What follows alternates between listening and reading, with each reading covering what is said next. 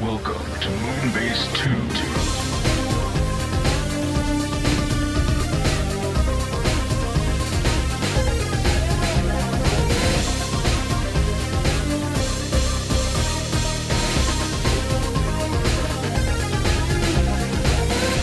Hello, everybody, and welcome to the Moonbase 2 podcast. My name's Andy, Cobra Commander TFW, and I'm joined this week by the topo to my Durin, i.e. the shit Ginyu Force, and I'm sticking with that. They're the shit Ginyu Force, and they're nowhere near as interesting or cool as any of those guys, but it's Mikey G. Wolfie 3. Hello, Mikey. You did make me the more interesting of the two, however. I did, and I almost think his design is almost good. All you need to do is remove his head and put it on a much more interestingly designed body. He does get a different body design later on. I hear, because I like his giant mustache. It's very yes, amusing. the mustache is permanent. I like to believe that there are animals hiding in there with machine guns, and that's his real Justice Flash ability. Yep. Just these little animals shooting from his tash. But I don't like his body design, and his suit, as I've said before, is fucking boring and shit. Yeah. And they all wear the same one. Yep, and they're all crap. Mm. And why?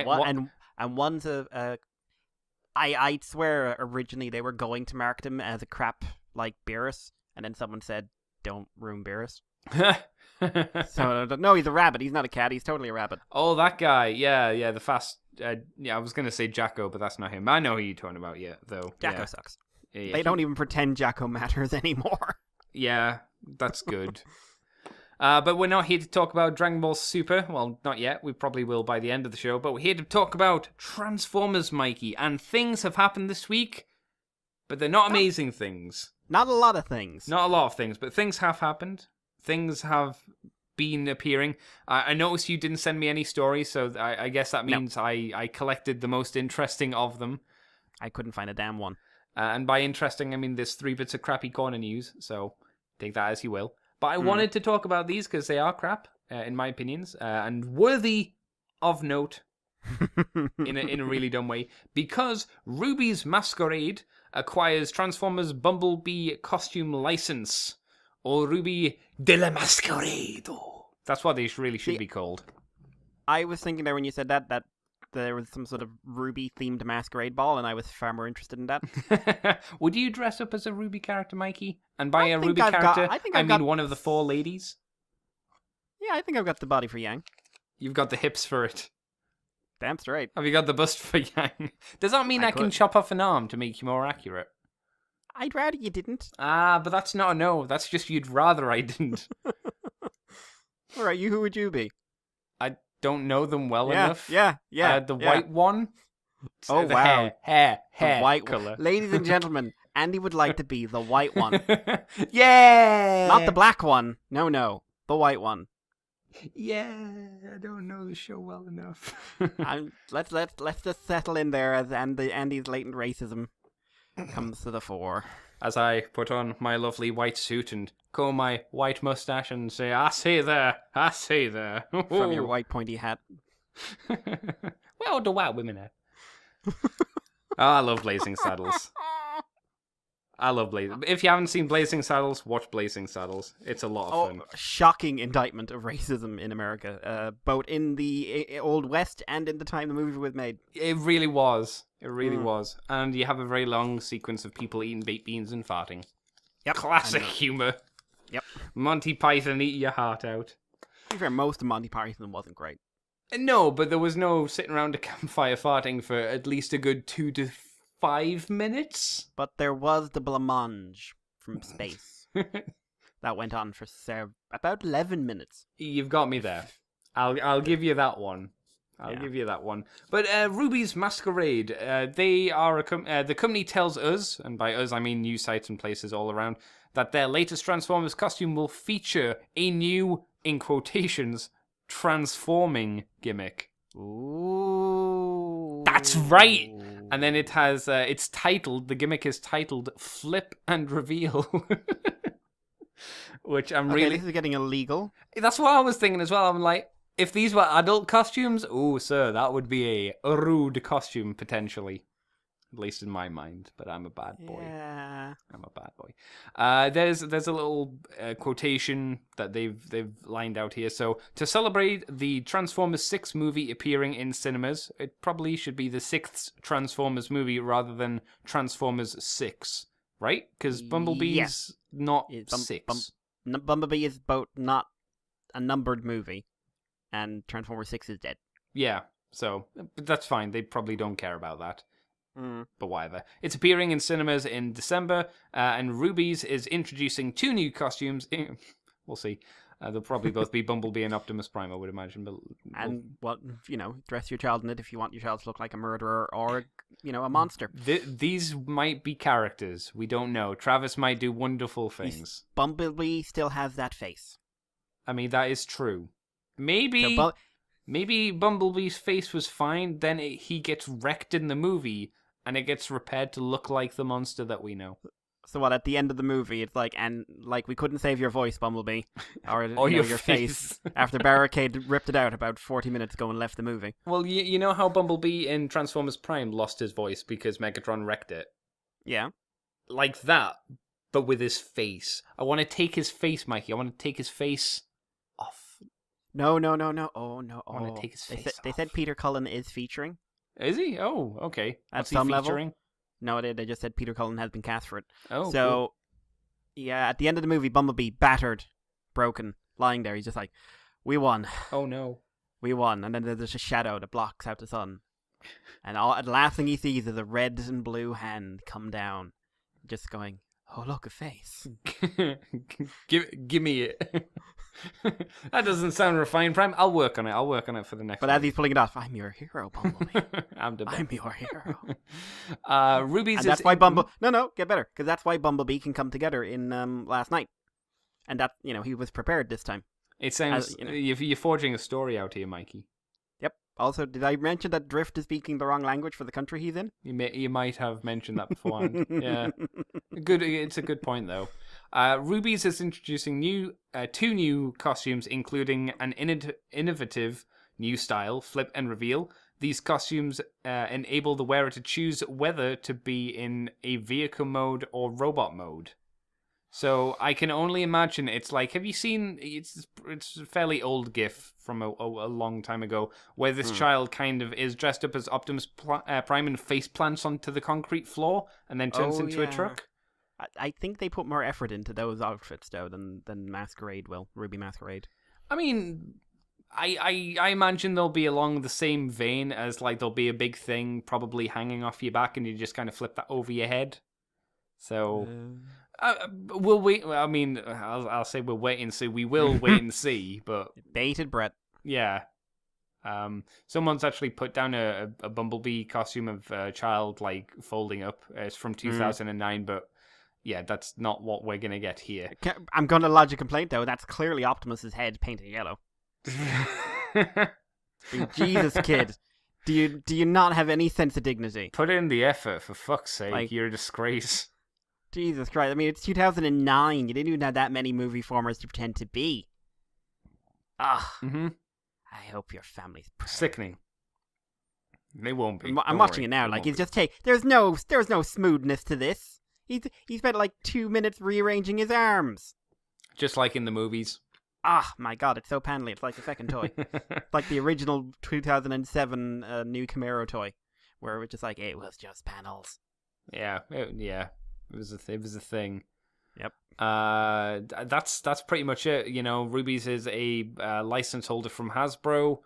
Last time we saw their products, it was for little dogs and cats. Apparently, yeah. Don't open that link. Oh no, I remember these. These are like, it's not just these. One, if I saw a dog with or a cat with these costumes, I would call the RSPCA. But it's the fact, what dogs do you pick for this? The dogs that most easily look like they don't want to be wearing these outfits. No, get Great Danes, the biggest of the dogs. Yep. But no, you get ones whose eyes are literally popping out of their skull. As you should. So yeah, Rubies, they're doing costumes. I'm going to make a guess and say at the latest we'll see these September, early October. Baited breath. Yeah, bated breath, as Mikey says. Probably see them at Toy Fair, at one of them, or San Diego. or something like that. Another bit of crappy news, or good news, I suppose, is that Transformers The Last Night wins 0 awards at the Golden Raspberries, the Razzies of 2018. So, hooray! We didn't have the worst movie of the year. In a way, I'm disappointed. I think it's because people have just got bored with Transformers, and I think that's the sales prices kind of reflect that as well. Yeah.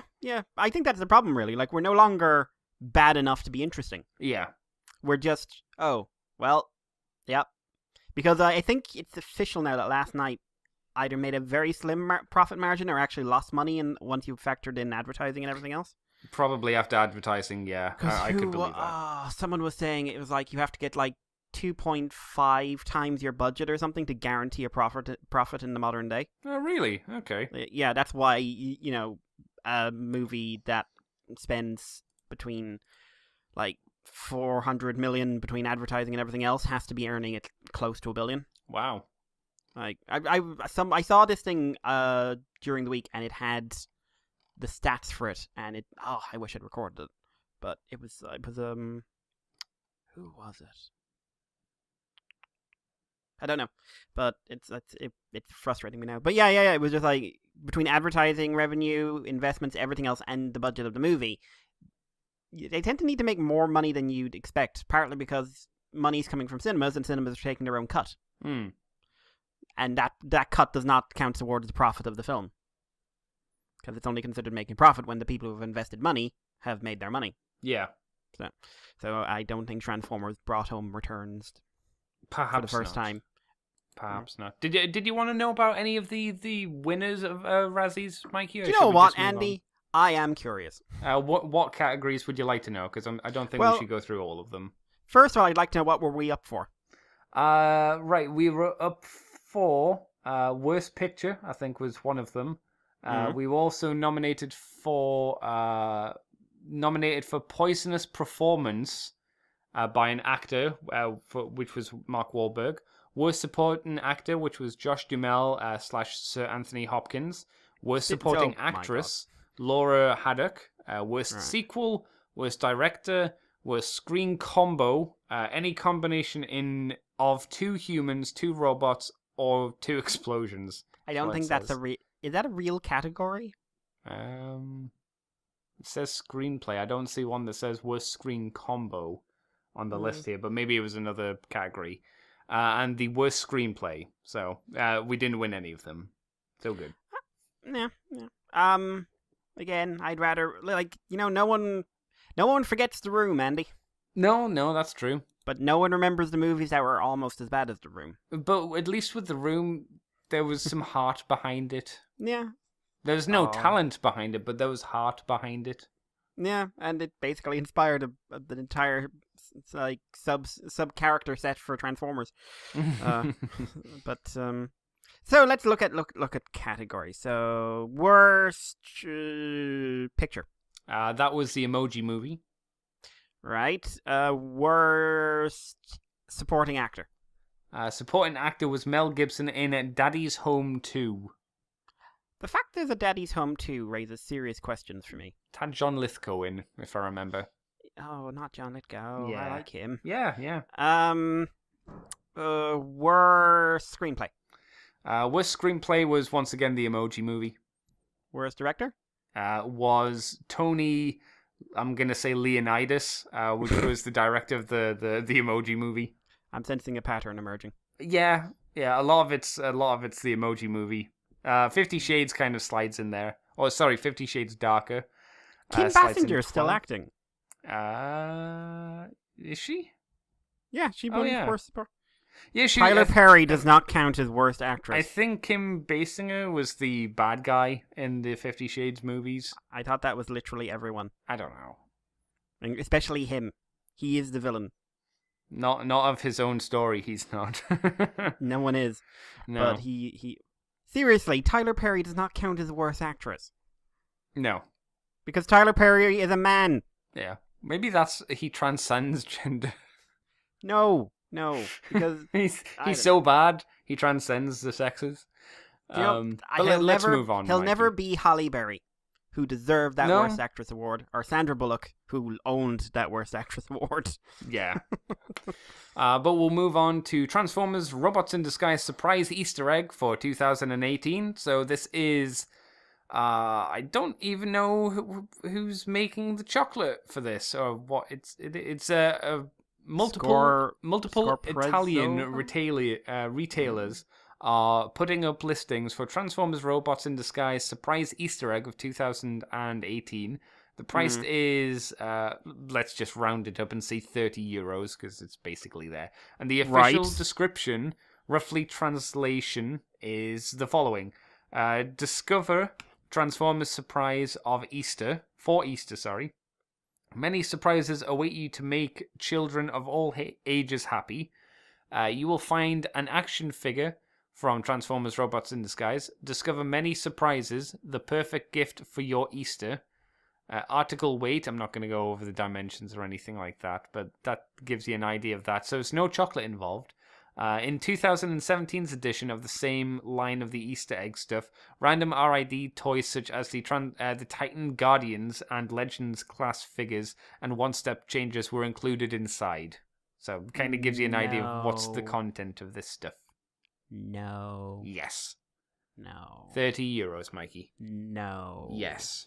There is, and giving the list of what was included in the 2017 egg, there is nothing there to bump this up to €30, and the chocolate's not gonna be good enough. Is there chocolate in here actually? Well, if it's an Easter egg, I'm assuming so. It doesn't look like it to me. From the look of the packaging, it looks like a Kinder egg, so it's a giant plastic egg. I'm hoping that's like this is just like a promo shot thing, and they just haven't put an egg in there yet. Maybe because I'm sorry. But if you're selling someone an Easter egg with a Transformers toy in it, it shouldn't cost €15 more than the actual toy.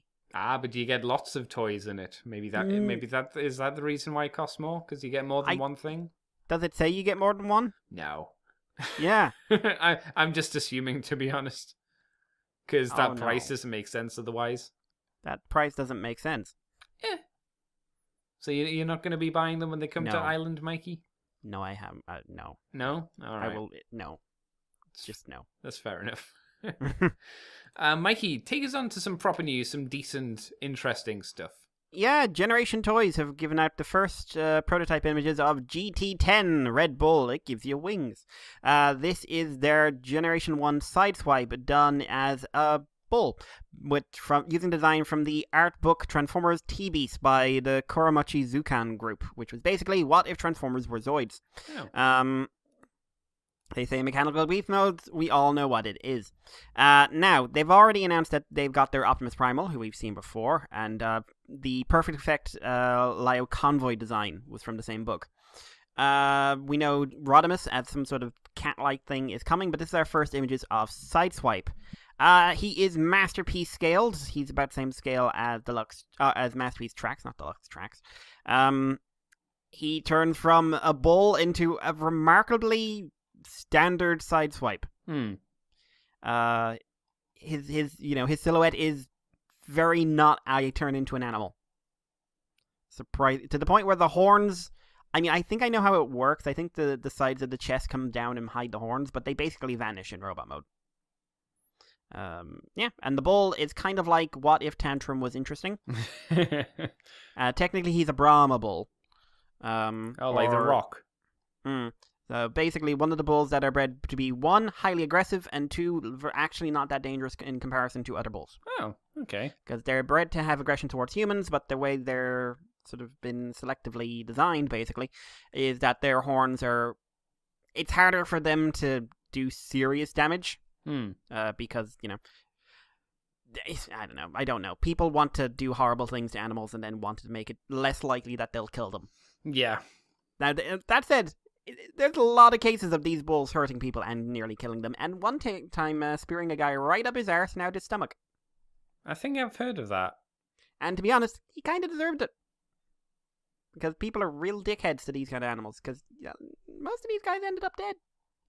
Most of these bulls, rather. So yeah, Andy. Yes. What do you think of this guy? When you were actually saying it transformed into a bull, I was like, what the fuck are you talking about, Mike? He's a car. He's clearly a car. And then I scrolled down and went, oh shit, he is a bull. Oh, okay. Did you not notice the face in his chest? No, I didn't, to be honest. I didn't notice that.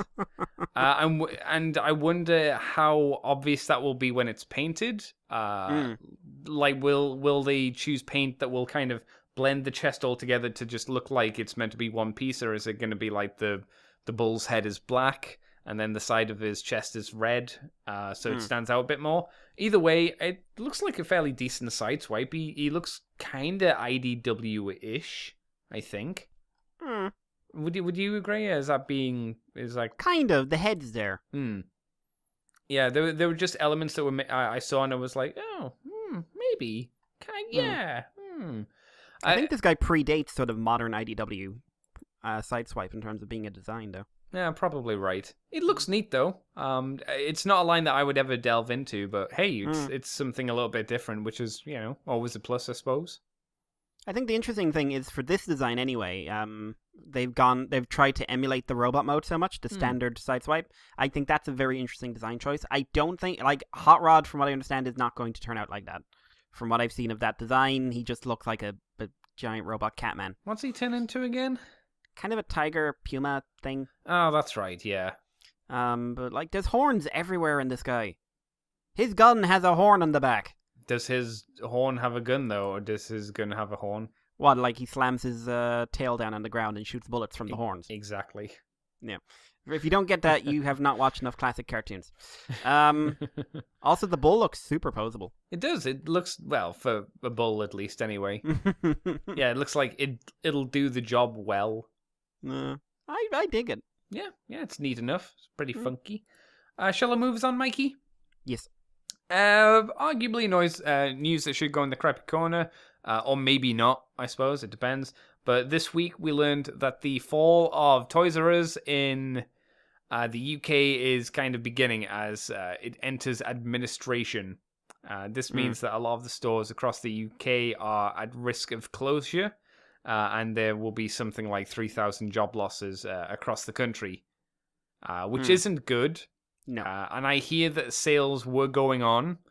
I asked because I was curious how much those sales were on Transformers toys. I was told it was 20% off, and my reaction was, oh, so they're now the price that most stores have them for full price. And people told me, yes. My reaction was, yes, this might be a reason why you're going down the toilet at Toys R Us. Yes. Another reason. I'm sure there are other things on top of that, but, when you're closing down sale, translates into the price that most other stores and places have the toys for. You know. Unfortunately, it does seem like they kind of cornered the market and became very aware of the fact they'd cornered the market and then just bumped up the sales and basically drove us all online. Yeah, and also, of course, they had other issues as well with debt being placed on them through other companies. So, yeah, that certainly didn't help. But and then they give their upper echelons massive bonuses. Well, isn't that just a thing across the world where not when you're going into administration? I'm pretty sure it is, though, isn't it? Because don't the Tories keep raising their prices or the wages? The Tories aren't a company; they're just a bunch of idiots. They kind of run themselves like a company. Well, you said it yourself, like a bunch of idiots. Like, they did have a moment this week where Theresa May apparently went, listen, if Labour comes into power, I'll be knocked out of politics altogether. Oh, and no. I had this weird moment of, you need to shut up, Theresa. Don't say no more, Theresa. You're not popular right now. Don't give them ideas. Oh, dear. It's just like, that was an own goal. That was an own-ass goal. Jesus. Not good. I mean, the interesting thing, I suppose, about this story as well is I saw a lot of people saying it's a shame Toys R Us is closed down. I had so many good memories of going to Toys R Us, and I saw people respond to them as, when was the last time you ever bought something from Toys R Us? And the conversation pretty much stopped at that point. Which, again, I think is very telling. Like, most people remember Toys R Us. I would go into Toys R Us and look at things and go, whoo, you've got nothing new, and it's really expensive. This was literally just to waste some time before I had to go somewhere else. Yep. I don't know how you feel about Toys R Us, Mikey. Do your emotions kind of reflect mine? Yeah. Both it and Smiths do price themselves out of the markets tremendously. Yeah. So it's difficult. But I will say, if anyone happens to see like the Robot Damacy Pacific Rim stuff, if they ever happen to hit the UK, like just before this all went tits up and same for like 10 quid each, let me know. Did the Damacy stuff actually come over to the UK? I don't know, but it's in Toys R Us and in like real world. It's getting Western release. Really? Oh, that's so weird to get. Like, obviously we hear stuff freaky. hitting America from Japan and going to Toys R Us, but not coming over to the UK. There are rumors it will be. They were intending to get it over here anyway, so we'll see if it does. But the simple fact that Robot Damacy is being released in stores is weird to me. Very strange. The only decent things I heard about people getting in the sales were apparently people got like the some of the Power of the Prime stuff. And granted, I wouldn't have thought 20% off most of that stuff for me personally would have been something that I would have been interested in, apart from getting a Cloudburst, just because those things are, pretty much set at that price across the board. So 20% off wouldn't be a huge amount off, but it would have made them a little bit more appealing to get. Otherwise, and obviously a lot of people are saying it's a shame for the workers. That's a given. Oh, yeah. I mean, I wouldn't have thought anyone would have to say that. I would have thought it would just be an obvious thing, is it sucks that 3,000 people are losing their jobs, but I guess people felt they had to mention it as well. Maybe that's just because of the community we live in, and people want to make sure that they don't assume that they just care about the toys and not the human beings. I like to believe that you care about the human beings. And if you don't, and you haven't mentioned it, if you don't mention it, it's not. I don't then assume that it's because you're a prick. Only you know if you're a prick or not. So I don't know. Mikey, do you want to take us on to some more, maybe in quotations, interesting news? Yeah, so Sega have announced a sequel to Transformers Human Alliance arcade game during Amusement Expo 2018. Didn't know that was a thing. No. Titled as Transformers Shadows Rising, this cabinet is modeled after Optimus Prime as opposed to Bumblebee from the last game. Arcade Heroes has the scoop. Again, didn't know this was a thing. With the sequel, Sega has opted to focus on Optimus Prime because no one's ever considered doing that before. Several signs were posted on the machine saying that the software was 75% complete, but the cabinet likewise seems to be lacking some production level finesse. The Optimus head looks spot on and has LED lights. That's the last thing you need in the world. It also has decorated mufflers on each side, but different from the deluxe. Different from the deluxe version of Human Alliance, which uses molded bezel. I don't know what bezel is. The back of the game is flat and currently uses frosted acrylic for the windows. Cool. Oh, yes.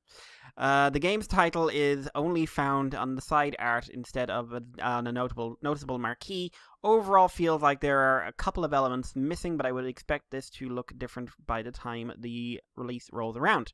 Software-wise, the game plays like Human Alliance. There is a huge focus on co-op gameplay. Larger enemies require one to hit the targets quickly to break the attack. There are swarms of smaller enemies to fight. Voice acting is perfectly cheesy, and in other words, not done by Peter Cullen. And there are Autobot assist sequence, co-op battle as the game calls it, where you must hit all the markers that appear to help the Autobot win the fight against the Decepticons. You and your companion, if playing 2-player in a game designed around co-op, are given a letter grade depending upon your performance during these sequences. That's original, just like before. A story unfolds as you play, although chunks of it are certainly missing in this build. You also encounter Dinobots, not the Dinobots. You just encounter Dinobots. Just generic dinosaur robots? Herds of slashes. Huh. Good. Whole flocks of slashes. Would you say a murder of slashes? Oh, no, I wouldn't. Graphically, the game is a notable improvement over Human Alliance. It appears to be running at a higher native resolution. Textures are sharper, character objects have more detail, the colors are more vibrant. It's still massively overexpensive for what it is. There are nice smoke and explosion effects, and now with some spark particles. No idea. And the game seemed to be running at a necessary 60 FPS. The lighting engine is better, with crisp shadows and less bloom than I recall from Tha, which I'm assuming is the Human Alliance. I have no idea at the I have no idea at the moment what hardware it is using, but it seems likely that it would be a step up from the Ring Edge 2 that ran on. I'm assuming people into their arcade games know what a Ring Edge 2 and Frosted Acrylics is all about. Apparently, there are photos and video in the Arcade Heroes article. I haven't clicked them. I'm not going to click them. I'm scrolling down and seeing a Dark of the Moon style Megatron picture for some reason. Andy, Mikey. are you rushing to your local arcade video gaming emporium? Are there which is also any left? usually well, if you go to the place where all the adults go in to spend all their money trying to win more money, Right. and then in a little corner at the back you'll see arcade games. So Are they basically, still to get those there, things around? if Like there's a legit. yes, if there's a beach place around, it has this. Oh, okay. So just so you know, you must take your children through the Den of Sin to get to the child-friendly Den of Sin, which is effectively gambling. Like not quite Belgium calling out EA level gambling, but it's gambling. I was really hoping you were going to mention loot boxes. I actually have really fond memories of going through the Metro Center, which is my shopping mall, and going through the arcade. It was always super noisy, and it had all the cool machines. It had the Konami X-Men game, you know, before Konami became the worst. Oh my, have they become their... Oh, Konami, why? Did you know they're charging you for save slots now? I do, $10. Oh no, someone from EA changed jobs recently, didn't they? I wouldn't be surprised. I don't know. I don't think anyone cares. No one cares there. Belgium does. But yeah, I can't say I'm super excited for an arcade machine. I kind of wish maybe High Moon Studios was still a thing over arcade machines, but Yep. But unfortunately, they made some not amazing games after Transformers: Fall of Cybertron, so Probably made Deadpool. That's the only one I which know. wasn't very good Mm. and was incredibly difficult to get, which does not help sales. Obviously, it was what you'd call a very mediocre title. Like Transformers was a lot better than them. It was less than War for Cybertron than it was Fall for Cybertron in terms of quality from what I remember seeing. So, yeah. But yeah, arcade machine, cool. If you're in America, you'll probably see these more often than we in the UK will. I don't know if maybe Japan will. Japan has a lot of arcades. Other than that, good, I guess. I wouldn't put money into doing this, but yeah. There you go, I suppose. Shall we move on, Mikey? Yes. All right, Mikey. The possibility is that Power of the Prime's Volcanicus might be getting a box set, apparently, thanks to a Toy Whiz, which is a website, update. They updated their website with a pre-order for said box set. Take this for a grain of salt. I would say more of a giant cube floating in the sea of salt. Or the Black Sea, which is salty. The set would include, obviously, 6 Dinobots. One could assume it would have all the Dinobots plus Slash. But there's not a huge amount of information as far as we can see or what we can tell. So there might, the people are guessing it might have a different color scheme. There might be something different, or it might be exactly the same. I would imagine, though, if you're going to put it in a box set and you haven't announced it officially, you're probably going to do something to it, even if it's not massive, right? Well, I'd say you'd have to, because what in God's name other reason is there for doing a box set? Yeah. Like, you're doing a box set of toys that you've already released. And you gotta, like, there's gotta be a repaint, there's gotta be something. It cannot be, hey, here's the Dinobots again, all in one box in case you missed out on some.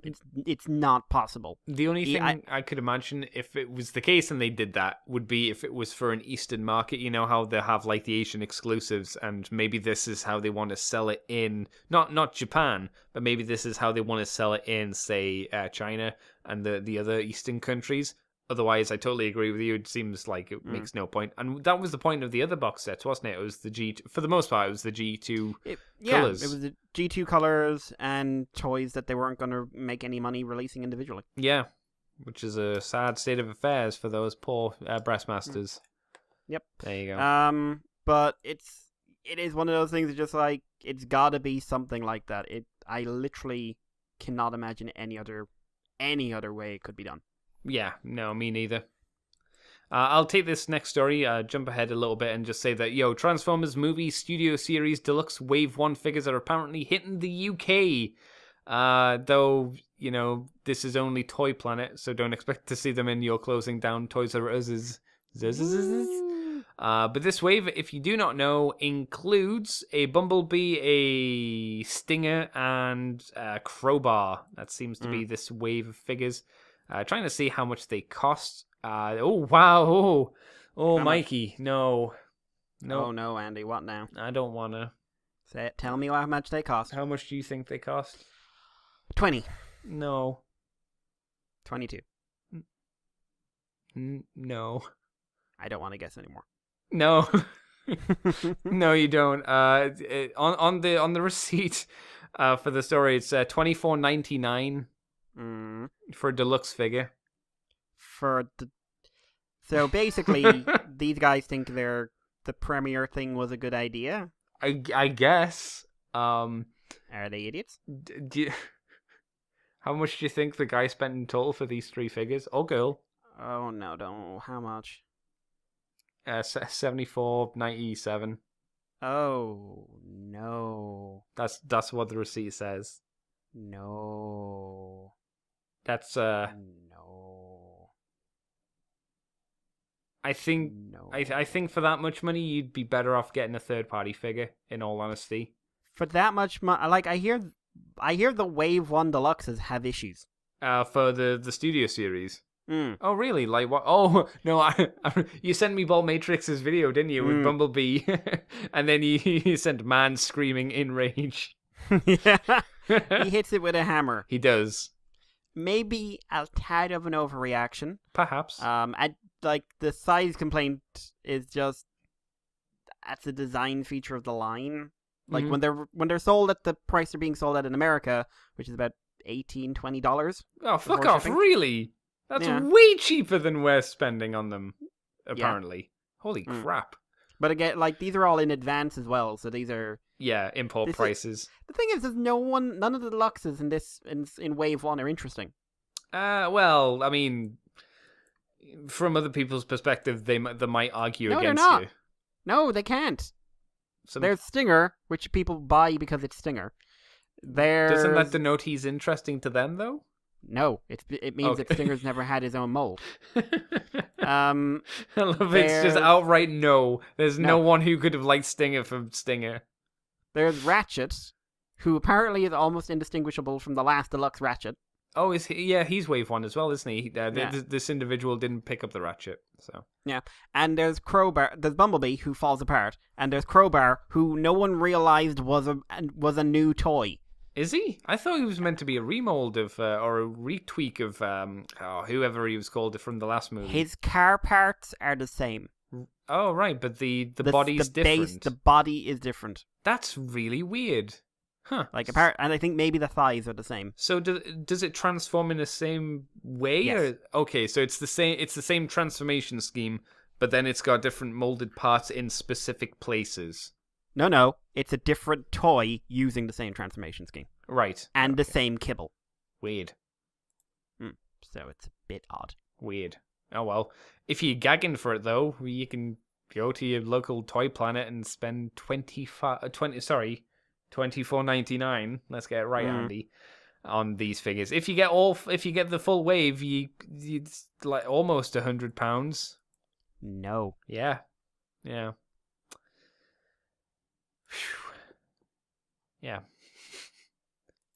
I really hope that you, as an individual who might or might not be interested in these figures, would wait for the price to come down. If you don't, that is up to you. But no. Oh, Mikey. If I could, I would cradle you in my arms and rock you back and forth, saying, "No, it's just a bad dream." Go to sleep. Well, the only deluxe they've shown that I was remotely interested in was Jazz, and that's just because it was weird. So hopefully the Voyagers and the Leaders, they just can't bump them up crazy prices because no one will pay that much. Yeah. So and if not, sales. I always find this strange because I think to myself, yeah, but Andy, you paid probably about that much for the Japanese import toys for the Legends, and then I think to myself, well, there were significant differences between the molds, and the Japanese releases are usually more expensive anyway, for reasons, and importing. But for me, I can't justify these ones or these toys being this price, so that's just my hang-up, I suppose. Mikey, do you want to tell me about some toys? You can either take these next two stories or just take us through the last four, I suppose. To be fair, there's very little to say on most of them, so we'll go with all four because they're brief enough. So first off, Cyber Battalion have shown up in Taiwan in its new figure that's Shockwave and Sideswipe. So if you don't remember, Cyber Battalion are sort of these large-scale, simplistic Transformers intended to appeal kind of to... Well, we're not really sure. We can't tell because there's a collector element, but there's also a child element. But children aren't really buying these ones because there's an underlying targeted at children, and these are basically just big chunky versions of designs. So far, they've been the quote unquote evergreen Cyberverse designs, and herein I don't really know what they're going for with design wise. So we've got a Shockwave, who goes from a highly G1 Shockwave into. I'm assuming they thought that was a plane. Yeah. It basically looks like Shockwave's gun mode, but someone split the handle in half. Maybe and didn't tuck his arms away. Maybe that's deliberate. Maybe you can push the wings together to kind of make a gun. It's a submarine. There you go, Mikey. I like that ingenuity you've got in your mind. Yeah, and Sideswipe is basically RID Sideswipe's alt mode that kind of turns into G1 Sideswipe. I have a question. The wrong chest. Is this a remold of the Prowl figure or the Jazz figure that was from the same wave? Because maybe, I don't know. I'm trying to remember, and I'm pretty because this looks really similar to them from what I vaguely remember about them. Nah, I like clearly the toy and the art were designed separately. Because the art, has I don't know a normal Sideswipe chest and has his shoulder cannon. Yes. And this toy does not. No. Have either of those things. No. If I would say, I'd say it was a Jazz if I was looking at it, but it looks like a Jazz. But I don't know. I know Prowl got one, but that doesn't look like a Prowl alt mode to me. So if anyone does know, let us know. Mm-hmm. But Andy, I mean, are you impressed? You know what? For the Shockwave, I don't think the Shockwave's too bad. To be fair, and I say that in comparison to the Cyberverse figure. I think, to me, this looks more like a more interesting alternate mode than that. Yeah. Not, Well, it's got 10 steps, so it's 10 steps, so it's automatically more complicated. How many steps did the Cyberverse one have? I can't remember.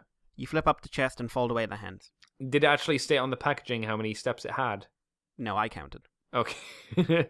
There's probably like some hidden steps in there, but I can't imagine. I can't imagine it's pushing 5, 11. I think if it hits 5, I think it's a miracle. Yeah, and I think it might hit 5 because you count like flipping up one hand, flipping up the gun as 2 separate steps. Yeah. So that's kind of why I like this Shockwave more than that. There's from how it appears. I don't know about build quality or anything like that. This appears like it will probably be a better playing toy or a transforming puzzle toy. And I think the significance of a weird, stupid plane is better than a weird tank crab, because I think a weird tank crab is harder to play with as a kid, because then you're just kind of picking up the tank crab thing and just smashing it down on the ground, pretending to walk, where if it was a tank, you just roll it, or if it's a plane, you swoosh it. With a weird spider tank, you boop, boop, boop, try and booping it left and right on all of its feet, which isn't super fun. And kids do. That's what I did as a kid with my Beast Wars toys. And it was never super fun. That's why when the Transmetal stuff came out and they got wheels and treads, I was like, here we go. Whee! Treads, here we go. We're rolling now. Stupid animals. The Sideswipe. It's not really Sideswipe. I think this would have been a much smarter idea to package him and only tweak him a little bit to be either a cliff jumper or wind charger. Yeah. Like, he looks like a wind charger mold, and with some tweaks, very slight tweaks, remolding parts to him, he could have been a cliff jumper. This is just, again, without even changing the color scheme of him. And if you did a wind charger, you just make him a G1 tailgate. So, I don't like the look of this, but the Shockwave, I think, looks competent. I'd be if it's not utter garbage, I don't think I'd consider buying it. And if I did, it would have to be like £4 to £5. Yeah. Because it looks like a decent-ish Shockwave. It's going to be big, but... Yeah, how big are these things? Voyager? Oh, they're big. They're Voyager Plus. Huh. Oh, yeah. Would that work for the Titans line? Could it stand into the Titans line and not look... I mean, the alt mode, not standing. Yeah. Could it work in a Titans line? What do you think? I try not to. I'm looking at my group of 6-shot, Black Shadow, Octane, and the Target Masters, and I'm like, maybe it could work, because we don't have a Shockwave for that we scale don't. or that line. When was the last time we had Shockwave? We haven't Beast had a Hunters? G1 Shockwave. Like we had Shockwave and Beast Hunters, and I want to say there was another one after that, but it's been Was a there? long while. Well, Fall of Cybertron, but I don't know who came first. Yeah, Shockwave has not had a toy for a while, mostly because of the whole space gun thing. Yeah, so maybe this could work for that. I don't know. This is incredibly high speculation at this point because the toy's not out, and these are. I'm guessing these aren't real photos of him on the toy. So on the packaging, I should say. So yeah, there you go. Take us on, Mr. Mikey. Yeah, next up we have in-package images of the some Wave 2 and Wave 3 toys for Power of the Primes and Predaking.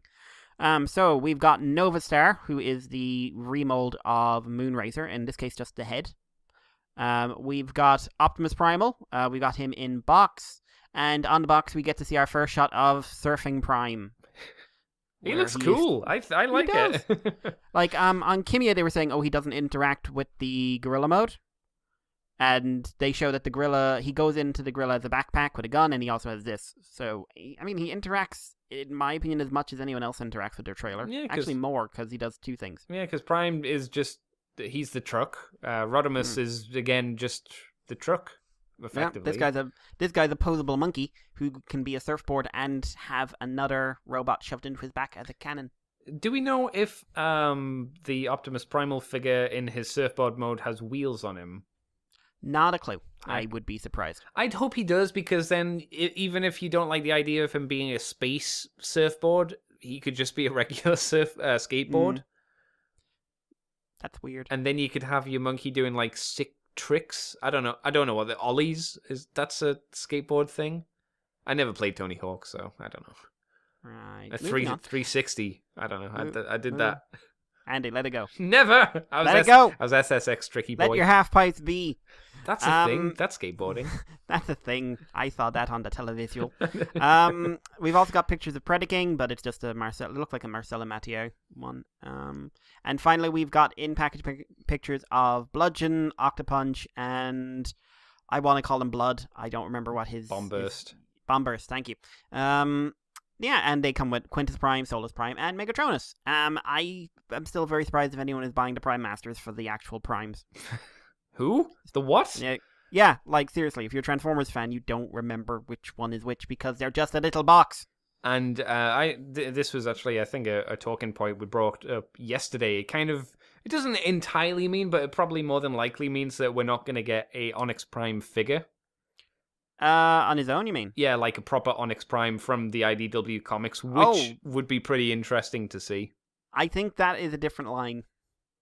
I think that would be like if War for Cybertron is going like ancient Cybertron and stuff like that, or Cybertronian modes. I think you've got a better chance there. Yeah, because I think doing the Primes as proper transforming figures, if you use some interesting designs like the IDW ones, so you get people who do the IDW artwork and get them to design some toys for you, I would be interested in an Onyx Prime, potentially. Mikey? Yeah, I think he's an interesting design. I Yeah. just don't know what he'd transform into. I mean, that's not our problem. The only time we've seen anything of an alt mode for him is Livio's one, and that was basically Onyx on 2 legs with a bird face. Yeah. So it's not quite transforming. I'd like to see them do, oh crap, what's he called? Loki Bot. Oh, Liege Maximo. Yeah, I think that, making him transform into like a bird, an eagle could be interesting. Tom Hiddleston. Well, I mean, that's who he's fucking based off of. He just turns into Tom Hiddleston, life size. Yeah, I don't know. Yeah. It was a sad little point, because I think, like you said, no one gives a shit about the Prime Masters, because they're Prime Masters that don't turn into anything of real interest. They're just weird headmasters. That's all they are. And weird headmasters that can't really become ahead. Like, they can, but... They just look like some horrible thing is taking over your robot body. Yeah, and what else do? They go on your little papoose on your screaming. deluxes. And when you've got a night beat, why would you ever stick one of them in? Exactly. Do you see the lies the packaging for Bludgeon tells you? Yeah. Look at my weapon that I can hold. That is totally not bright orange. It's like, you cheeky shit. Goes on my back. And they make it look way more like a sword than a beaten stick as well. Yep. I still haven't learned what it's properly called, but I just like the idea. No. It's just a beating stick. It's a baiting stick. Give him a baiting bite. Biting.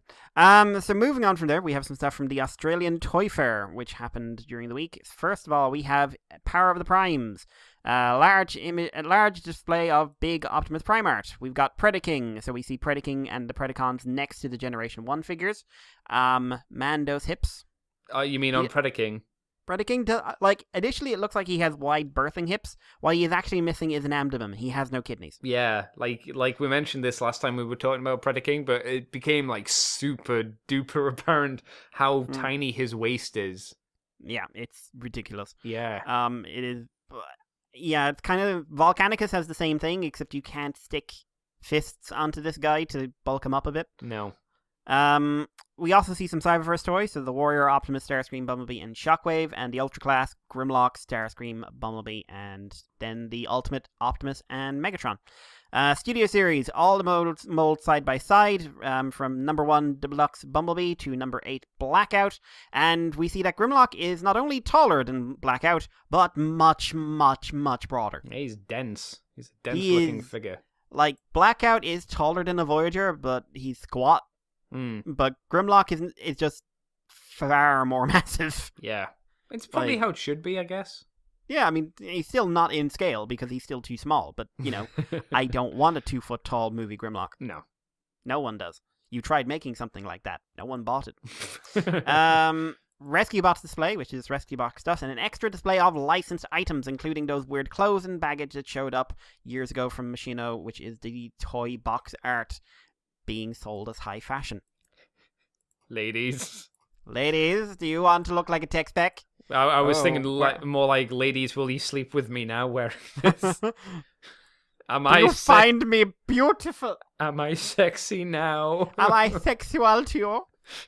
Oh, isn't my beauty? Oh, look, the tech specs highlight my thumb behind. I do like the fact that on the pants, you see the Skullgrin face just kind of looking up at you like, you're really wearing this, mate? All right. Good luck. To be fair, like, it's an evening, you and your partner have come home, there's a little bit of the pants come off, and they're just like, right, that's what I was expecting to be staring out at me. Turn away. Skullgrin's face going, eh. Eh. Enter here. Oh, they're weird things, these clothes. Very strange. Yes, they are. But also at the Toy Fair, we got to see our first look at some Wave 3 figures. First look? What? Yes, we haven't officially had a full look at these before. That's the difference. This is the first official look at these. It's not like we've known about them for years. Well, not years. Yeah, but these are Power of the Primes Outback, Voyager Inferno, and Legends Cindersaur. Now, Cindersaur caused some stink early on because people wanted to know what he was. Some stink. And just to confirm, Outback is a repaint and remold of Brawn. Mm-hmm. Inferno is the Defensor mold, the Hotspot mold, with a new head. Yep. a very depressed-looking head. Inferno looks like he's not a happy camper. Yeah, I would agree with that. But he still looks more like Inferno than the old Universe toy. Mm-hmm. Yes. Although he still doesn't have the back, his headgear, his head adornments, so he's not really Inferno. And finally, Cindersaur, who is a repaint of Slash, with a fully painted head and absolutely no translucent plastic on display, even if she's made out of it or he's made out of it. So does that mean it's just been the translucent plastic's just been painted over? Do you think? Maybe. I hope not. But yeah. So what did you think? This is gonna be the wave that sticks around for a while if they order too much of it in, because I don't see the Inferno shifting, because that's a fairly old mold at this point.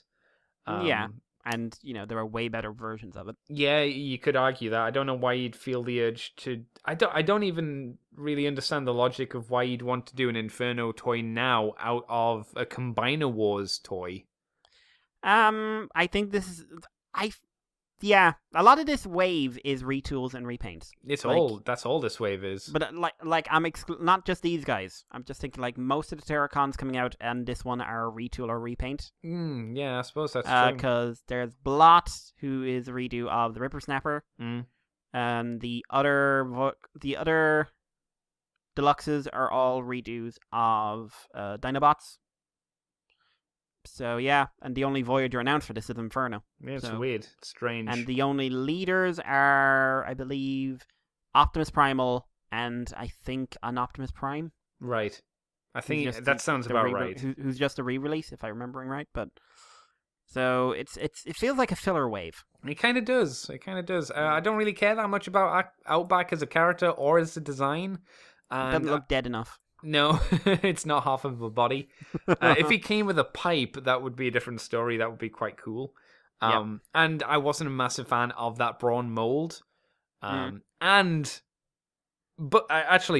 if he came with a little comic that explained that Outback stole the Transtector from Brawn, and then trying to get it back to so Celia doesn't leave him. No, he stole the Transtector so then he could date and steal Celia from Brawn. And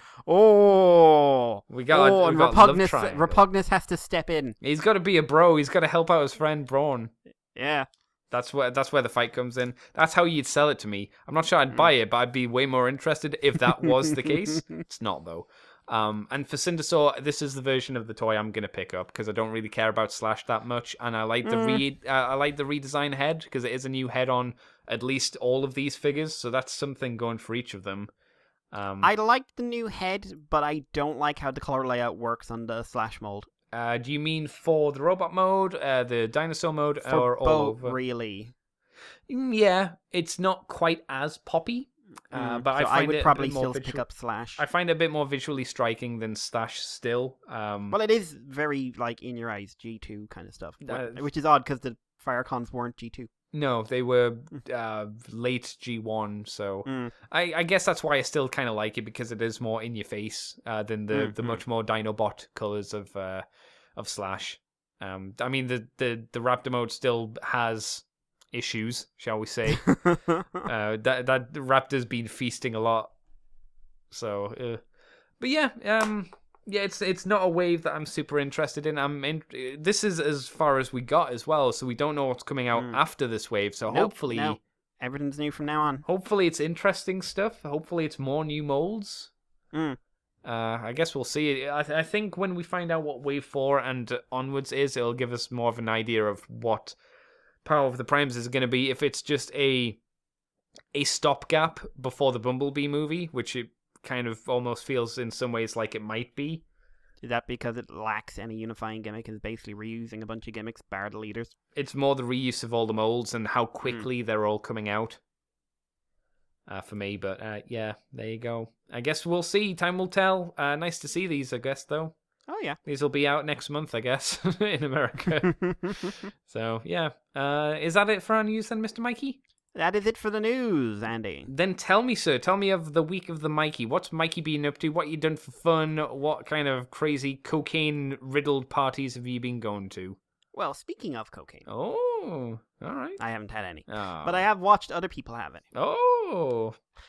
Because for the first time, I sat down and I've been watching Brooklyn Nine-Nine. Oh, I like that show. It's fun. It is not laugh out loud. No matter... I mean, there's laugh out loud moments, but it's more like, ha, giggle. It's a quite witty, fairly wacky, entertaining show. Yes. With some very fun characters.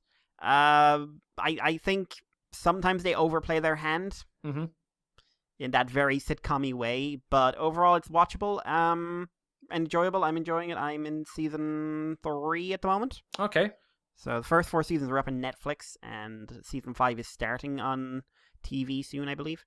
Right. Because it aired in America, but it's only just starting here. So my sister's a big fan, so I don't know, she's been nagging me to watch it for ages.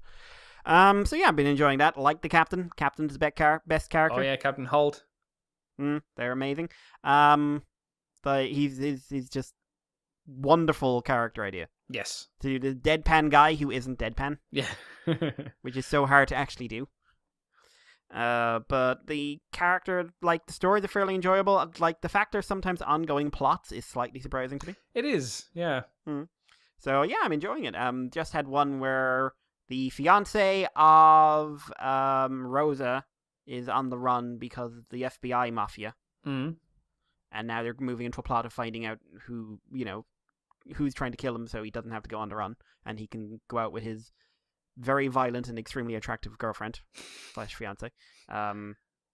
It's probably wrong that I'm finding the fact that she is that violent oddly attractive in and of itself. But yeah, like, usually for someone who's like, I like nice people. I'm very drawn to the unpleasant people in this show, in general. I thought you were going to say in life. In life as well. Also, I rather enjoy Terry Crews in this, just because his role is, I'm a lovely guy the size of a house. Yep.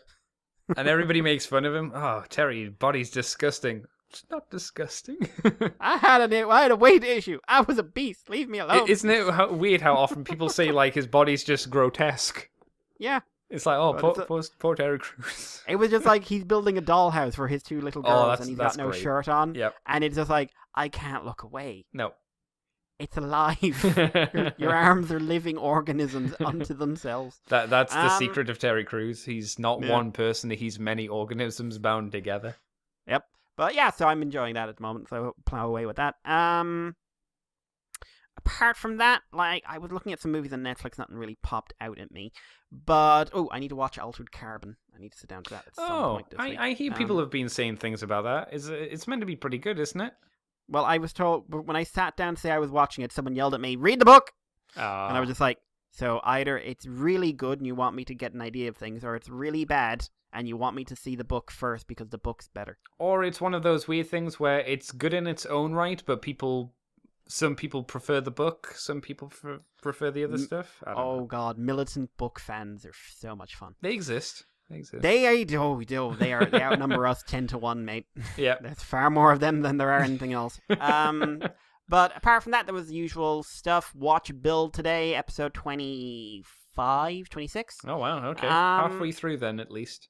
Yeah, weird episode. Mostly just 2 fight scenes and build up 2 fight scenes. Some plot stuff. But, okay, I rarely say this, but I feel like they have rushed some elements because of all the toy stuff. I thought you said that before. Yeah, but not like they're rushing the toy stuff. I mean, there's rushing elements of the plot. I don't know. Like I said, I am not against Build, but I am not in the camps of saying it is the second coming of Jesus Christ. It's a fun, engaging story that has flaws in its structure and its marketing. Would be how it's good, but it's like still way better than some of the crap we've had. Oh, by a large margin. But yeah, still enjoying it. Violet Evergarden, caught up in that. After a lot of like sit back episodes, they hit the plot. We basically got Violet's backstory, and her backstory is awful in like the oh my god way. She's a child soldier that someone basically handed over to someone and said, she's not a person, throw her at the enemy.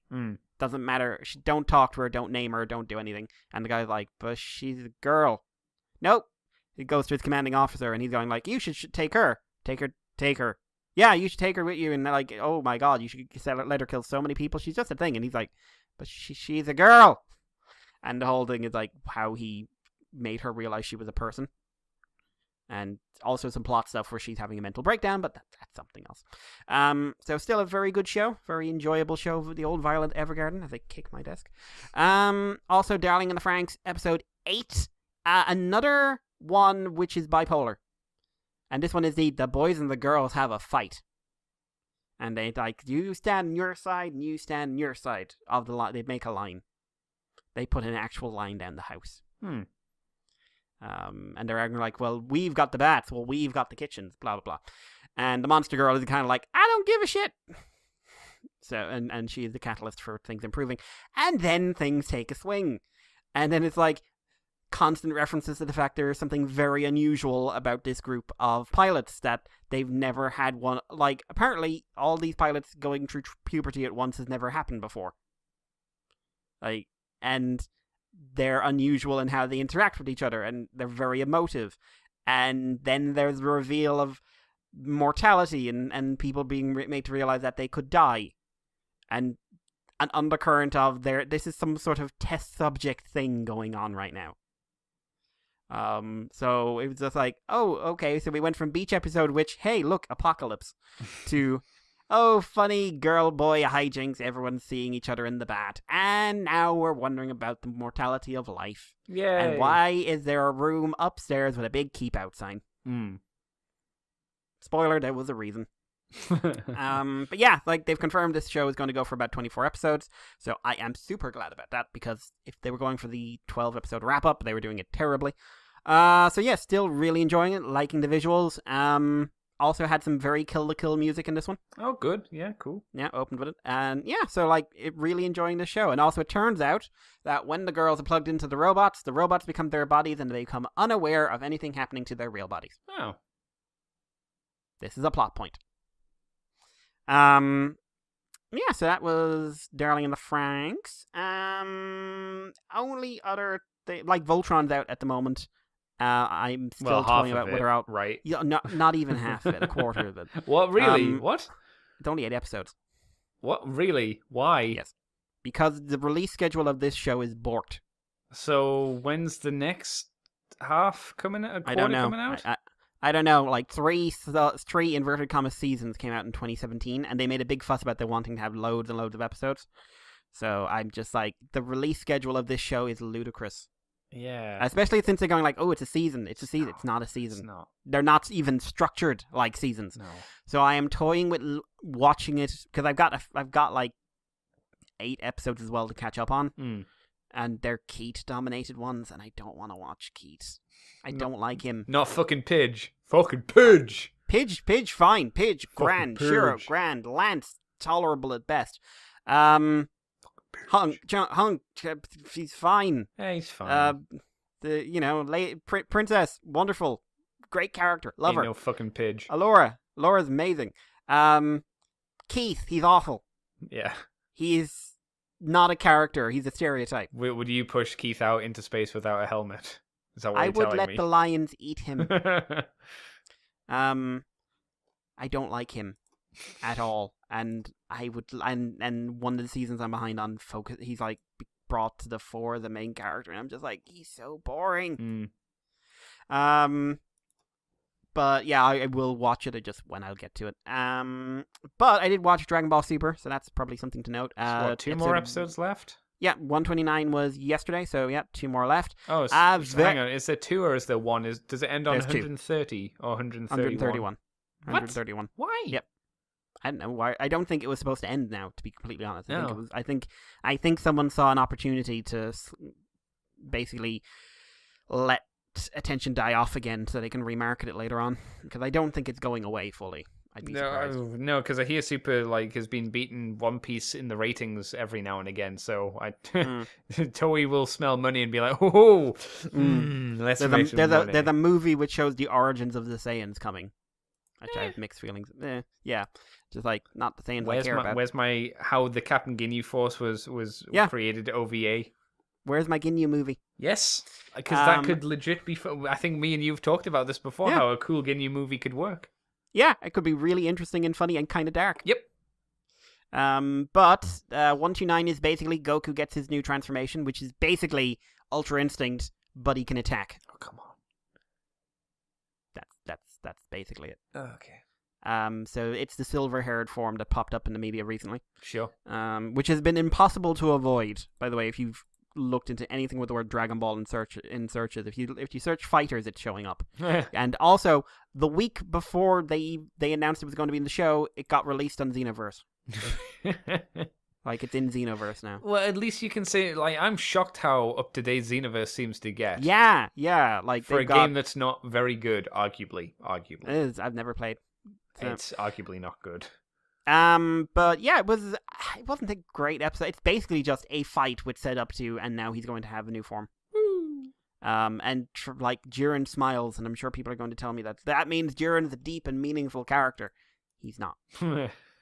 So it is mostly Goku and Jiren, which means most of the character focus isn't character focus. So it's boring, is what you're telling me. There's a lot of talking, but then Vegeta has a moment and just like, oh wow, that was brilliant. You just told everyone to fuck off. And it's just like, listen to him. He's right. He's often right. And it's just like, you know what? You have 4 minutes in this episode, and they're a good ass 4 minutes. And then it's Goku fighting again. But I think, like, the way I'm looking at it, if the last 3 episodes of this arc are just basically fight, end, that's still a fairly strong resolution to an arc where it's been fairly good, fairly cohesive, and every other arc in Super has this weird thing of getting to, like, the last quarter of the arc and just stumbling. Like, this one, it hit the last quarter and it ramped up considerably. So, I mean, if they just go fight, someone loses, cool, And we still don't know what's going on with Frieza, so I'm sorry, but that has got to be laying down the ground for something. Because, like, literally no one is talking about him, which means clearly he's going to be super important at the end. But yeah, so that was my week. What about you, Andy? I've done a few things. I made some mistakes, which I'll talk about. Not mistakes, Andy. Oh, terrible, wonderful mistakes. But also because people in America might not know, but we got snowed in pretty bad recently. So from Thursday to effectively today being Sunday, I couldn't really do a huge amount. Going out and doing activities. Most of my time was clearing and shoveling snow. Because that's what Andy do. But I did get my Figure Rise standard 18 figure yesterday and built it today. I do have a few issues with it, but overall it's a pretty fun kit. The biggest disappointment is it doesn't come with any polycaps, which are the softer plastic stuff that you'd usually put for ball joints and stuff like that. Yeah. So that means it's not as tight.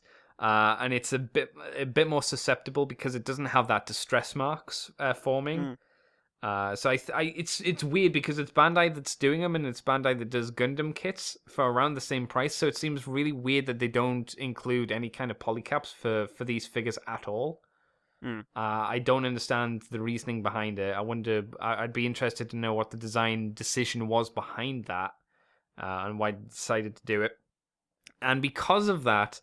18, like when you move 18's leg, her hip, the 2 pieces that you push together to form a hip can pop apart fairly easily, which isn't desperately good. Yeah, I didn't know. I didn't have that with Vegeta, but it might just be the 18 mold. Maybe. Legs. Yeah. Either way, this would have been solved if the line was just with polycaps to begin with. You wouldn't have this issue. Also, the way that she has like a double ball jointed neck. And if you tilt her head down a little bit too far, it's not even that far, like her head will just come off because there's not much grip on the bottom ball joint onto the base of the neck. Because the base of the neck is just effectively a cylinder-shaped neck piece with nothing for the ball joint to grip onto, if you know what I mean. So you can push the ball joint in as far as it goes, but because there's nothing there for the joint to lock onto, it just kind of slides out fairly easily, which is a bit of a shame again. Overall, I like the figure, though. It's quite emotive, even though it only has 2 sets of hands. It looks like her, and it doesn't cost like £50,000 or however much the figure art's going for these days. Though Oh god, I don't imagine like a figure out 18 would sell for ridiculous money. well, she did come out. I can't remember if she was an exclusive or not.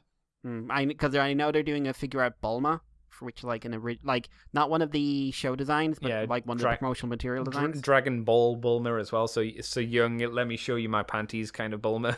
Yeah, and I don't even want to imagine the aftermarket on her. The aftermarket on her will be ludicrous. Especially since the actress for hers passed away now, hasn't she? Yeah, she has, unfortunately. So. Oh God, Mikey, how much do you think 18 figure art costs? Lowest price. 5,000 yen. We're going for pounds because I'm just looking at eBay, so it will be more. Yeah. So if you want to make a guess, and do you, 40 lowest, 50 average. do you want buy it now or do you want bids? Buy it now because bids can be anything. Okay, right. I'll go and buy it now because the lowest was for bids. Okay, so you said the lowest. You think that the amount it would be is 40 to 50.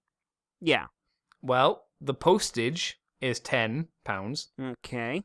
The figure price for a buy it now on eBay currently at this date, 130 Oh no. and 70p. Oh! I'm sorry. What? What a deal! What? Someone's gonna push for that 70p there. They're gonna ask for that 70p. It's because it's 179.99 US dollars. That's why it's kind of rounded to a weird number. That doesn't make it sound better, Andy. That makes it sound worse. Yeah, I know. $180. So I'm looking at. I'm kind of trying figure art. I'm trying to look at the figures side by side, and the boots are different colored. Her boots are like a super dark brown, while for the figure art it's more of the orangey kind of tan brown, which is arguably more accurate. The legs look pretty much the same in terms of how they're made and the shape of them. Which I watched a video and someone made the good point that the figure's a lot thinner than it should be. Like, because when 18 turns up in the anime, she's got some thick legs. That needs to stop. Thick legs. It's pretty good though. But it's true. I kind of looked at some images of 18 from the anime, not any other kind of images. Guys, not like that. That's a lie. And I was like, yeah, she does actually have much thinner hips or thighs than she does for the actual animation model, which I thought was interesting. But for the most part, it looks a little bit more accurate in some ways. Obviously, the figure art's going to be a lot more solid, but and painted. It'll be fully painted. Yeah, but I don't see the value in going that far. Like, there's not as big of a jump in terms of the quality. I would think personally for the two of them. Did you like making the eyes? To a point, one of the eyes didn't sit in desperately well, so I had to keep shaving bits off of it for the black parts, the iris parts, to go into the eyebrows piece, because it's a flat piece, which is the color of the eyebrows, which houses the rest of them. That's like the backing piece, and then the irises go in next, and then the blue bit. Whatever. Making the eyes was when I realized that sometimes model kits can go too far. Really? I thought it was a really neat process. It was fun, but it was just like, this is weird. Who sat down and designed this? Who sat down and went, this is how I envision eyes? Yeah, that is true. But it's a lot better than what you do with usually a Gundam kit, which it turns out to usually be a sticker. Yeah, but also Gundams are literally just colors. Yeah. To be fair, why aren't Gundams just plastic? What do you mean? Why don't the Gundams just have plastic eyes instead of stickers? Well, they do have plastic eyes. They just because it's done in one plastic color because of the size of the eyes on the Gundam. They just mold it so that you just are meant to paint around the black bits, so you've got the translucent green. But if you don't want to do that, they've got the stickers, which effectively just have the black, so you don't need to do any of the painting. So it's good. It's a decent kit, but like I say, it's got these little things which I think are a shame that it's missing. Like the polycaps not being there is a massive thing, just for the sturdiness of the figure. But I'm impressed. I'm fairly happy with it, especially for the price. I'll probably be picking up a few more. I've got Perfect Cell coming to me, which shouldn't be too far off. I'll probably get 17, because I've got 18, so just kind of makes sense. And I wouldn't mind getting a Broly either. But from what I've seen, I don't like the look of the Vegeta body, and I don't like the look of the Goku body, or the Frieza body. I'd like Frieza, but the way that model has been designed, I don't like it that much. What about Krillin? No, I don't care enough about Krillin. But you can't. Are you going to leave that woman without her partner in life? Her little bitch ball man. She's got a brother. No, Yeah. that doesn't count. She's got Cell. What does anyone say to that? They're a combo. He ate her. He just wanted her inside of him. Yes, I know. Literally. I like the Kid Buu. Yeah, I'll probably pick up the Kid Buu as well, because I like Kid Buu from a design aspect. He's better than regular Buu. Yes, World. I like Super Buu as well. Yeah, like I don't sometimes. like Super Buu when he absorbs people, though. I like the way Team 4-Star put it. You had Super Buu, and then he suddenly morphed into Blander Perfect Cell. Yeah, yeah, pretty much. Pretty much. I've been watching more Super as well. I'm up to... I can't remember the exact number. I think I'm nearly at 120. Oh, Jesus. Yeah. You're almost up to date. Yeah, there've been days, like, especially on the days when there's been snow, and I've been like, I can't be bothered. I don't know what to do with my life at the moment. What do I do? Let's do something easy that doesn't require my brain to work too hard, and I'd just put on Super and just, like, chunk through a lot. And I don't understand how anyone watched this show week by week. I enjoy it, but it is not a show that you should be watching week by week, I think, because this, when, like, 20 episodes go by, and in real world time, they're like, 10 minutes have passed. You're like, oh my fucking God. Yeah. Oh my Jesus Christ. Some episodes don't feel like enough happens in them to justify watching it week by week, if you know what I mean. But I'm enjoying it for the most part, though I don't think a lot of the universe characters are that cool. There are some decent ones, but... I think they missed an opportunity with how they approached those. I would agree. There's not enough time given to... Like, it would have been good if we could have seen each of their universes a little bit beforehand. Like some of the episodes weren't dedicated to watching our guys interact with them. Yeah. I mean, that would be nice. I'm not a big fan of the 3 new Saiyans. I don't think Kale's that good. I don't think Caulifla's that good, if that's what she's called. And Cab, I don't have a problem with his character. I just have a problem with his face. It's like it's like they gave up designing it halfway through.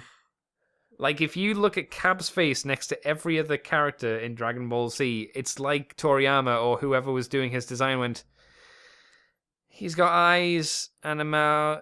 It's fine. It's done. It's just something. There's something weird about how that face is that just doesn't look like he's part of that universe at all. Also, the fact he has no build. What do you mean? Well, he is the skinniest fecker in the show. Oh right, yeah. He's Jacko body build. Yeah, and it's slightly odd. It is. Yeah, I would agree when with it's that. not like a Saiyan thing from his universe. When you see the girls and even Kale is better built than him. Yeah. And it's just like, what? Non-buffed up Kale as well. Yeah. Why don't you like lift or walk? He's powerful without it, I guess. Has Kefla showed up yet? Yes. I don't like her design. No, I didn't like her personality either, because it was just the generic Vegito. No, it was just Khalifa. Yeah. That's all it was. It wasn't even like Vegito difference. It was just, hey, we had this one character, yeah? What if we basically write the same character, but with the weird voice thing? Yeah. Oh, okay. I thought that was a bit dull. A missed opportunity for doing something interesting, potentially. But I am enjoying Super, but it does have a lot... I think the show has a lot of problems to it. Just in terms of what they wanted to do for the show and how it was planned out, I think it could be tightened up. Maybe this break that they're going on, whenever that comes back, they can tighten it up and make a bit more of an interesting anime altogether, because I think there's some potential. Because in some ways, and I said this to Jai last night, in some ways I prefer aspects, I won't say the entire thing, I prefer aspects of the Goku Black arc to the tournament arc. Aspects, not the entire thing, because like I said before, with Goku Black arc, that has a lot of issues with it as well. But so does this arc. It's a very, very up and down show, I feel. I'd still say it's Yep, I would still say this is an overall improvement. That's probably more an indictment than anything else, but I think it's Maybe an overall improvement. Yeah, overall it's 'Cause this, probably Goku- overall it's better, but I like the concepts and the idea put forward Yeah. in Black more. I'd agree with that, but Black pissed me off. Yeah, I can see that. The tournament arc occasionally bored me. The Black one legitimately pissed me off at times. No, I I can think understand that's the that. difference, because it is the good ideas that they're wasting. Yeah. Rather than, Pride Troopers aren't a good idea. No, shit, They're can you just- first? Yeah. Shit, can they you? get taken out really easily for the most part. For the most part, yeah. Like 18 literally lifts one up with one hand. I do like the fact that they've, for the most part, all the team have had a cool moment apart from Tien. Yeah, Tien got bitched. But- His contribution was ass. Fall Terrible. off. Yay. I'll take you Right. with me. Cool. Good work, Tien. Have you realized that Android 17 is MVP? Oh, he's so cool. That's another reason why I wouldn't get. I want to get the model kit because he's fucking ace. Yeah. He's such a he's a good guy, and man, he likes to have fun. Yeah, he's a ham. I liked With him and if the show was him and Vegeta right now, I'd be happy. The one thing I don't like is 18's suit, her tracksuit. Like that is a terrible design choice. It just looks boring. You know, compared to all of her other outfits she's had Why throughout is she wearing a the tracksuit? series, which granted are like 3, it's a worse design. I like 17's design. I like his just ranger outfit. He's just missing that ascot. He should have that ascot at least wrapped around his arm or like his leg. Where's that orange ascot? That's what You I can want use it as an evil villain mask. Exactly. Put it around like a bandana. And the only other thing of real note and interest I did this week was I broke and I picked up Dragon Ball Fighter Z or Fighters. Weak. Yeah, I am not disappointed. Why did you just say like it wasn't worth it? No, it's really good. Like most people have been bashing on the story mode, and I totally see why. The story mode, in essence, is not good, but the character moments it gives you, I think, are fantastic and make it worthwhile. It's what makes the game story from trash to this is. I completely get why this is a thing, and I'm totally engrossed by it because I love having Captain Ginyu and Nappa decide who wants to fight a clone Vegeta, and the Ginyu Force are like. Guldo's like, I want to have my turn. I deserve it. Remember what you did to my head? And everybody just looks at him and goes, well, it was kind of your fault, buddy. You kind of let it happen. It's like, what the fuck? And Captain Guinea's like, okay, we need to do rock, paper, scissors. It's the only way to be fair. And Nappa's like, guys, I'm right here. Can I not join in? Don't get in our way. Fucking Ginyu Force. Why is everybody mean to Nappa? For everything I've seen has been like Nappa is the Yamcha. Like He is. Yamcha is Yamcha, but Nappa is new Yamcha. He's the villain's Yamcha. Yeah, But- because Raditz didn't show up. No. And he's worth, like, I think Nappa's worth at least 5 Raditzes or more, Yeah, if I remember. Apparently, Toriyama said that he likes the overall story and everything else. So For if Dragon Ball the- if- Fighters. yeah, so if he gets a chance, he'd like to try adapting that for a series. I wouldn't like, say a series. bring You 20 could do a movie out of it really well. yeah, though. yeah. Bring 21 in basically Definitely. into the main series, which I would be totally up for because everything I've seen is just like 21's amazing. I'd be really interested to see how a Japanese voice actress would play her. Because we get effectively a porn star version of her for the yes. American version. I've heard her. I've heard the Japanese one. All and right. it is porn It's good. That's how Like, it should be. because I'm the Japanese audio. Yes, I haven't. I'm not playing it in that. I'm playing it with the English subtitles or the English dub, just because it's a decent dub. The guys are doing a good job, so I'm like, yeah. Solid. And But I from like what- how fucking gross Cell is. He's amazing. I love Cell. The guy that does his voice acting is really getting that ham and just licking the ham slowly. Yeah. Oh, I love it.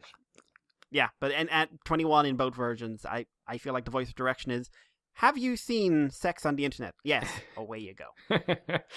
Like I say, I'm really enjoying it. I think the only misstep is you can't have more moments with more of the rest of the characters. Like, there's nothing for Beerus, there's nothing for Goku Black, there's nothing for Hit, because they're not part of the story mode.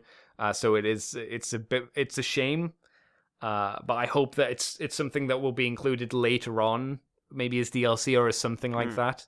But I really like the game. It's really fun to try and watch people play, learn how to do stuff, and then execute it. It's super good. Enjoying it a lot. That's it. Will you be DLCing? Maybe. I've actually watched some videos and I've seen what the rumored list for season 1 is, and season 1 seems pretty good because they seem to be suggesting that we might get Cooler, and I'm like, I like Cooler a lot. I like Broly a lot. Like when I say I like Broly, I like what he is rather than his character, because he has no character. But that's fine, because I'd find it very hypocritical to not like Broly and yet like Jason Voorhees or Michael Myers, which I do. Yeah. They're the same character, effectively. I'm trying to think, because they've said Vegito, Cooler. Who else? I'll go through in the ones that I know in the order that I remember. So Bardock, Broly, Vegeta and Goku, but with non-Super Saiyan forms. Super Saiyan God, Super Saiyan Vegito versus Zamasu, or Zamasu, however you like to pronounce it. The suggestion would probably be, they're not sure whether he would be the mutated form or whether it would just be the God form, but it would be the two combined, but they're not sure if he'd have the big purpley arm. I'm assuming purpley arm would probably be like his special move or something like that. I would think so. That would make sense. And then it was Cooler and somebody else, and I can't remember who. As long as it's not Mr. Satan. I'm sorry, but I have run out of tolerance I think it was Mr. Roshi. I think it was Master Roshi. Oh, that makes sense. It was either Master Roshi for Season 1 or Season 2, because, again, Season 2 was rumored, but how true that one was, I don't know. I saw the Season 2 rumors. Season 2 didn't interest me nearly as much. Well, like, I'm interested in the Saiyan girls. I'm, like, they said, the girls, Kaba. I was less interested just in Kaba, just because, okay, too many Saiyans. Yeah. Roshi was in on one of the lists. Yes. Gogeta was in there, and that's when I sort of said, I'm not sure I buy it. Yeah, because I was like, well, where's Janemba? Yeah, why would you do Gogeta without Janemba? Exactly. Especially if you're doing Vegito with the fusion Zamasu. Yep. So I'm like, I'd like it. I prefer Gogeta to like Janemba, but then I'd rather have Super Saiyan 4 Gogeta just because I like that design a lot. But then I don't like Omega Shenron. I think he's terrible. Same. I heard there was rumors of the guy from movie 13, you know, the one that looks like Link. Oh, the Taipon. If that's his name, then yes, that one. The one where they were like, this is the movie where we explain where Trunks' sword comes from. That has nothing to do with where Trunks' sword comes from in any other media. No. Good designs in that, though, but ooh, that story. We still don't know where the original Trunks sword comes from. Nah. The one that got smished. Yeah. I don't know why they didn't just say it was a Z sword. Nope. The Z sword is the new one from Super. Yeah. But the original sword, no one knows. It's weird. Anyway, that is it. That's us for the podcast, because I think that's everything I've done of interest, really, for this week. It's been super Dragon Ball-y, I suppose. Yeah, it's been a while since we've been able to say that in life. Yeah, well, you know, time has changed. Times have come where Dragon Ball can be a bit more of a thing, I suppose. Yeah. It is the competitive game of choice at the moment, and Capcom versus Marvel has been ousted. Yeah, that had a lot of problems to start off with, and the first mistake they made was making it ugly. Yes, oh, it's hideous. Yeah, and then and then not too long after that, they announced Dragon Ball Fighters, and they were just like, oh dear. what if it was really pretty? Yeah, and then, by the way, this is the original character, and the internet exploded. Yep, pretty much. So, Mikey, where can people find you on the internet if you want them to? You can find me on Twitter as Irish Paleo, on YouTube as UFV3. You can find me on some various blogs and Old Oil House and whatnot. And if you want to email us, you can email us on themoonbase2@gmail.com. And if you want to send us a Twitter message or anything like that, you can do it at themoonbase2 on Twitter. And don't forget, there are still a few weeks to get in those suggestions for what we can do for our anniversary. I'd say we'll give you 3 weeks from today. Yeah, that sounds good. Okay, so get them in, because we'll probably want everything in by April, so I'll have time. Yes, please. To sort out anything that needs to be sorted. Yeah. So keep them coming. And yeah. Andy. You know, I don't know why, but it's whenever you're talking about this stuff that I remember some other things I did this week. It's like you hate me. I know. I watched The Ritual, which is a British horror movie, which is now popping up on American Netflix, which was pretty good. Psychological, not scary, but has some really nice elements to it. Maybe, if you look into things, some references to H.P. Lovecraft. Maybe not. Enjoyable. And I watched Thor Ragnarok today. Oh, what you think? I found a bathtub, Mikey. I dipped my toe in. I sank all in it and went, this is bathos. It's nothing but bathos. It is nothing but, and I, like, people say, well, they were going for comedy. Yeah, but then she kills everyone horribly. Yeah.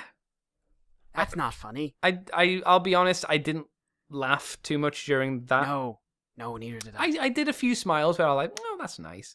I didn't laugh with the Hulk transformation against Fenrir at all. No, neither did I. Because I saw it coming. Yeah. But at that point. You're saying you were being reminded of something? Yes. That reminded me that I forgot to mention something. Oh, what did you remember? I watched all of Kakagori, Compulsive Gambler, this week. Oh, right, the anime where the girl has orgasms over gambling.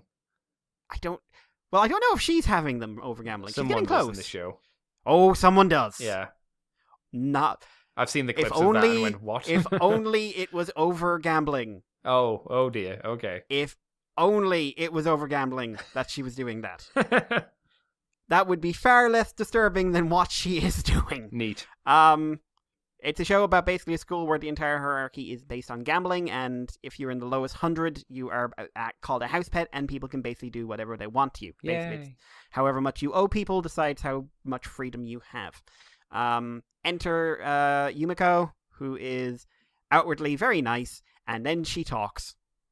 And you can see the crazy, and basically she gambles not because she wants to win, not because she's afraid of losing, but because she gets a high from gambling.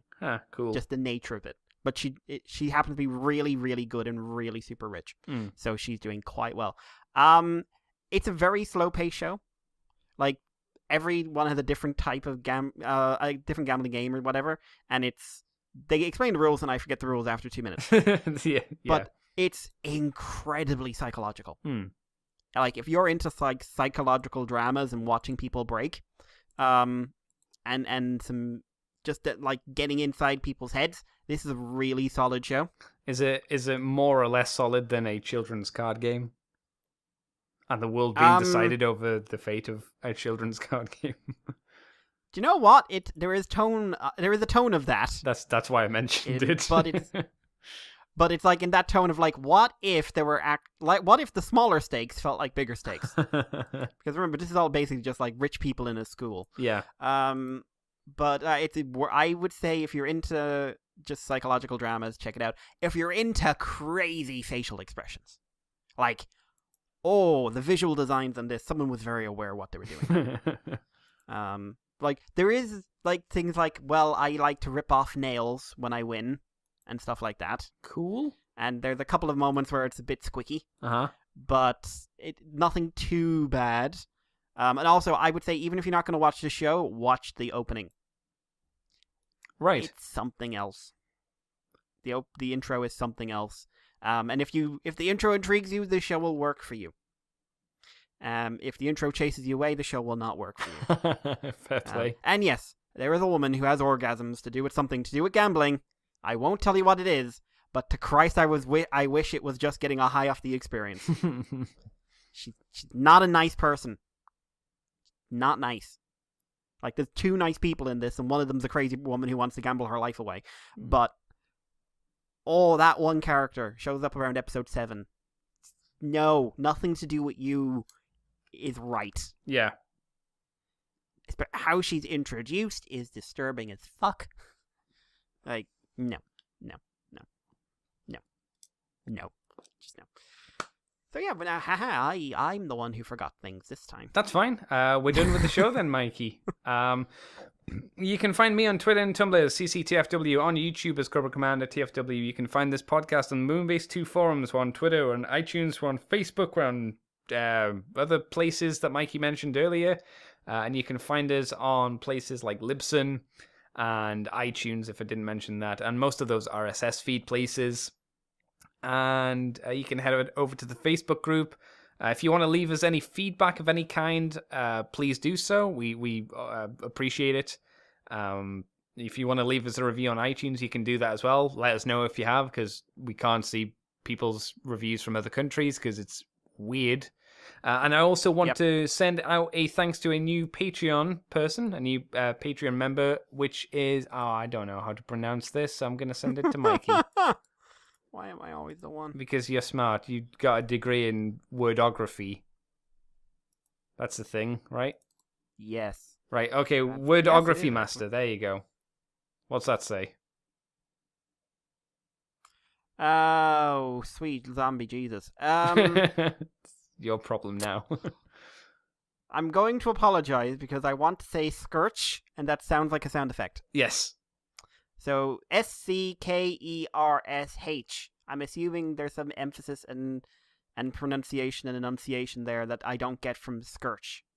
Unless your name actually is Scourge, and I'm sounding like a complete dickhead right now. I mean, you know. But thank you, Scourge. Yes. Thank you very Thank much you. for joining us on the Patreon show. So if you want to join up to Patreon, you will also get the benefits like Scourge of Moonbase Woo Woo, which will be up at some point next week, I'm hoping, which Mikey and Tricky did, which is on, I think we can say what it is. It's on Ruby, isn't it, Mikey? Yes, Ruby. Yeah. So if you Really like... good one, actually. I really, really enjoyed how that went. Not to toot your own horn, of course. No, I usually don't, because I'm usually shit. But well done. Tricky, completely kept it going, so, but... Tricky saved me. It would have been a fucking nightmare without Tricky on board. Oh my god, A yes. dumpster fire. Oh, well, that's good. I look forward to listening while editing it. So that'll be up if you like Ruby. Check that out. $2 each month, and you can and you also get the extended version of From the Files of Teletran 2, where we talk about Visionaries currently at the moment, and you get it a week early as well. And if you want to head over to my other places where I've been invited to do podcasts and other stuff like that, you can head over to the ccbunker.weebly.com. You know why we're not invited to other podcasts, Mikey? It's because we're terrible people? No, it's because they're afraid. They're afraid of us on other shows. They're afraid we'll steal their audience. That's what it is. I figured it out this week while on the toilet, having a poop, having an epiphany. I was like, they just fear the Moonbase 2 power to draw people in and never let them go. Charles must be weeping into his unopened toys, right? unopened. Yeah. There's just damp packages. The cardboard's just completely soggy from his deep, horrific tears. And Jeremy's just reaching through the internet from Canada. And he is their techno wizard, to be fair. Yeah. Because Jeremy's in Canada, yeah? Yeah, he is. Because everyone's in Canada these days. It's some fancy podcasting place. And he's stroking his back and saying, it's okay. They're just better than us. They're just better than us. That's right. You are now leaving Moonbase 2.